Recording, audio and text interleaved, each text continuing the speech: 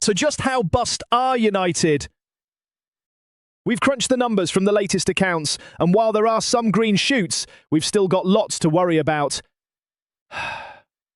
The international window has dragged on for far too long. Some clubs are back playing in those European tournaments we used to recognise, but the Reds still aren't back on the pitch for a while yet. So what is there for the thinking Devils to do but plough through the latest reports and accounts for United and our rivals? In today's video, we'll go through the numbers that matter and look at how we compare to our so-called peers.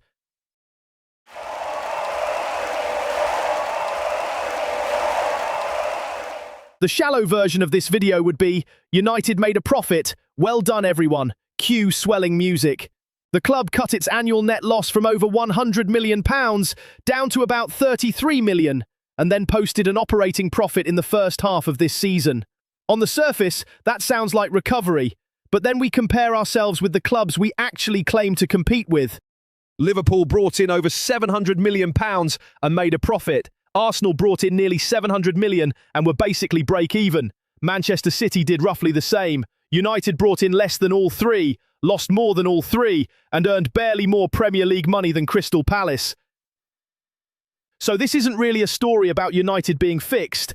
It's a story about whether Ineos have simply stopped the decline from becoming catastrophic. Let's have a proper look at the figures. For a like-for-like peer set, the cleanest comparison is the most recently published full-year accounts or official annual results for clubs whose 2024-25 season is now on the record. United, Arsenal, Liverpool, and Manchester City. Chelsea and Aston Villa have also published 2024-25 results, but their official summaries are less granular on staff cost detail. Tottenham's latest published full-year result is still for the year ended 30th June 2024, so they are useful context, but not truly comparable to the 2024-25 set. Here is the core comparison for the four clubs with the cleanest published 2024-25 detail. United's revenue is no longer obviously superior. We are below Liverpool, Arsenal and City on total revenue, though still ahead of Arsenal and Liverpool in matchday income and close to City commercially. What kills us is broadcasting. United's £172.9 million is roughly £100 million below City and Arsenal, and more than £90 million below Liverpool. That is the clearest financial punishment for underperforming on the pitch. Look at where it comes from and how it's split. The Premier League's own formula matters because people still speak as though United have some giant, centrally funded advantage over the rest of the league. Actually, we think the Glazers assumed this would be the case for years to come. Domestic broadcast revenue is distributed just under 50% equally, just over 25% on merit, and just over 25% as facility fees. That is, how often you are picked for TV. International broadcast revenue is split with 85% shared equally and 15% on merit. Overall, there's a cap, so the maximum to minimum club ratio does not exceed 1.8 to 1. For 2024-25, the official central payments table shows total payments ranging from £174.9 million for Liverpool down to £109.2 million for Southampton, with £2.8336 billion distributed in total across the 20 clubs. The average club therefore received just over £140 million. Manchester United received £136.2 million. That is below the league average and only £100,000 more than Crystal Palace. It is £38.7 million less than Liverpool and £29.3 million less than Manchester City. That is not the profile of a club being carried by Premier League central money. It is the profile of a club whose poor finish has turned a structural advantage into something barely above median. The most important point is where that gap comes from. United's domestic equal share was the same £29.8 million as everyone else. Their international equal share was the same £59.2 million, and their central commercial share was the same £7.9 million. The real damage came from merit payments. Liverpool got £32.3 million of domestic merit money against United's £9.7 million and £20.8 million of international merit money against United's £6.2 million. That is a combined merit gap of £37.2 million. The facility fee gap between them was only £1.5 million, even when we're rubbish. we're still box office. So the difference between Liverpool's £174.9 million and United's £136.2 million was overwhelmingly a league position story, not a commercial or TV selection story.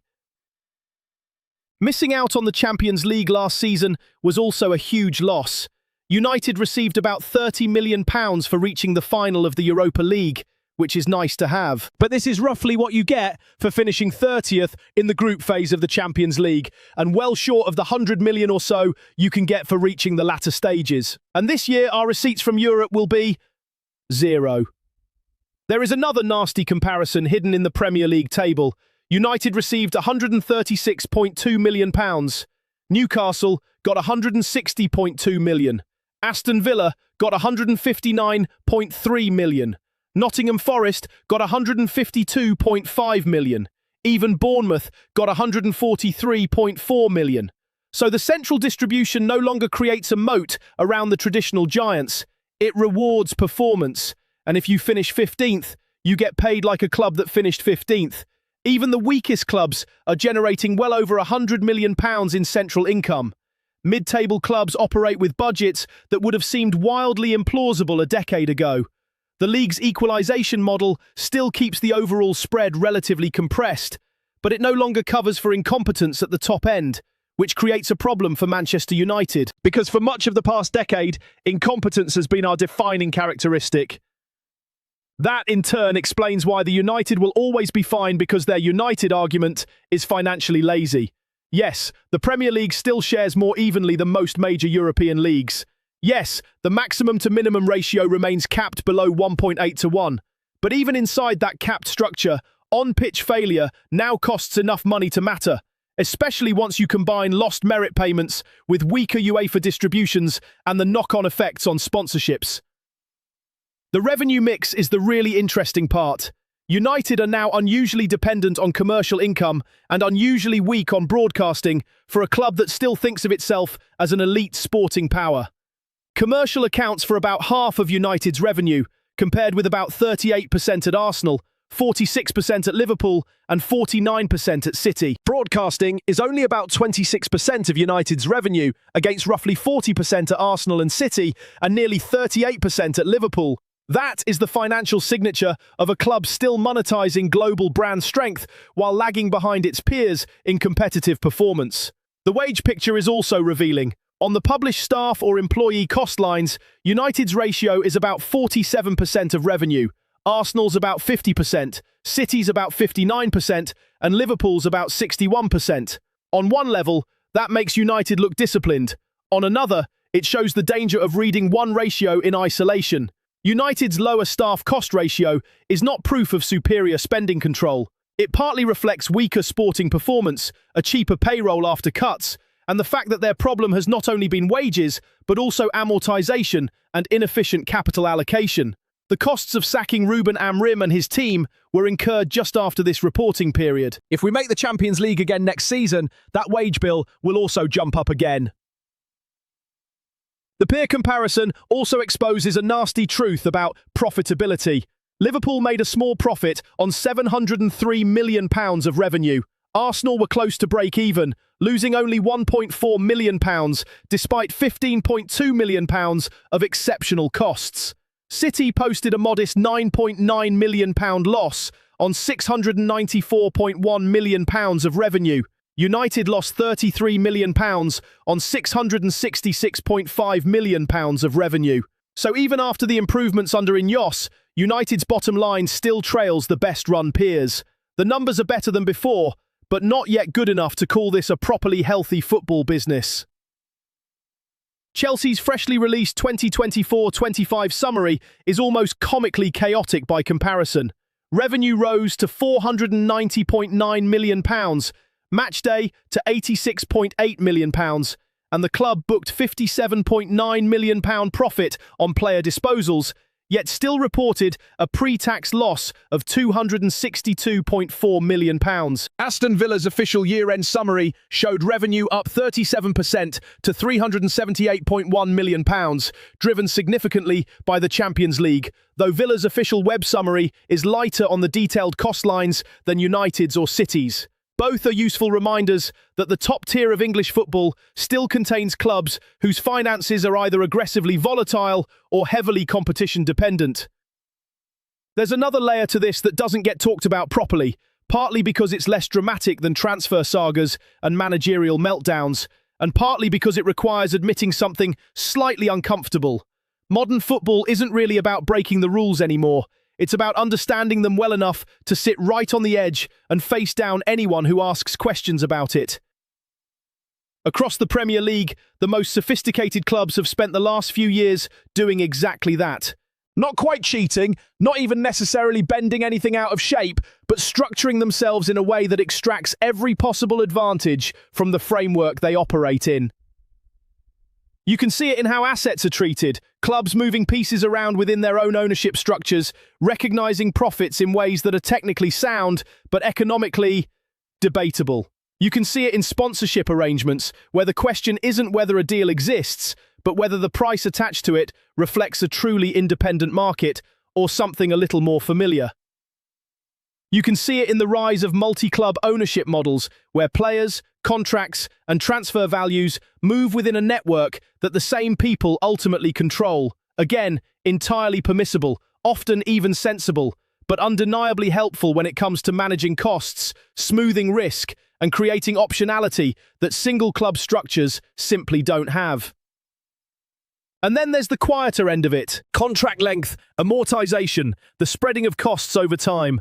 Long deals that make today's spending look lighter, tomorrow's obligations look distant, and financial rules just that bit easier to navigate. All within the regulations, all very deliberate. Taken together, it amounts to something quite simple. The smartest clubs are not just playing football, they're playing the system that sits behind it. And that's where the comparison with Manchester United becomes awkward.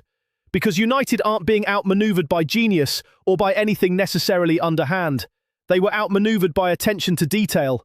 While others were optimizing, United were improvising. While others were structuring their operations to fit the rules, United were acting as though the rules were someone else's problem.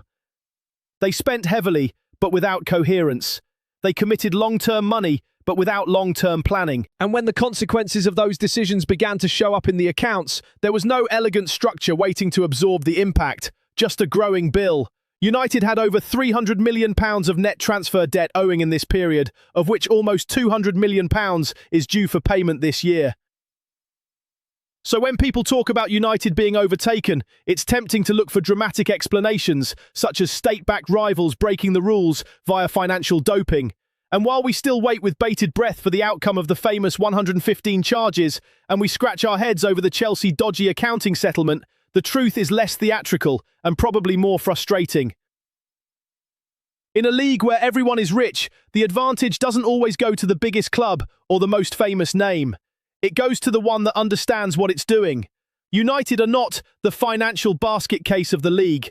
Chelsea are currently making a serious bid for that title, but United are also not currently in the Liverpool-Arsenal-City tier of operational efficiency. They sit in the uncomfortable middle, too rich to plead poverty, too badly structured to behave like the most coherent clubs. The grand total debt borne by the club is now over £1.2 billion. For a reminder of how we got there, check out our deep dive on the Glazer acquisition and what they got wrong. So, Ineos haven't quite transformed United. The numbers do not support that yet. Ineos have begun to make United less wasteful in a league where waste is punished more quickly than it used to be. United's full year 2024-25 employee benefit expense fell to £313.2 million from £364.7 million. Operating loss narrowed from £69.3 million to £18.4 million. And net loss narrowed from £113.2 million to £33 million. Then, in the first half of 2025-26, operating profit improved to £32.6 million from a £3.9 million operating loss a year earlier, while current borrowings rose to £295.7 million and cash fell to £44.4 million by 31st December 2025. So, the club is becoming more disciplined, but it is still financially tight and still carrying a heavy debt and transfer burden. United are not fixed, they are being stabilised. Compared with City, Arsenal and Liverpool, they are still behind on broadcasting power, still worse on bottom-line conversion, and still carrying a nastier transfer budgeting problem. Compared with the rest of the Premier League, they are no longer protected by some magic wall of central income. Our brand is elite, our football income is not. The chaos has been tidied up, the numbers look calmer, but calm isn't the same as competitive, and in this league, standing still is just decline with better PR.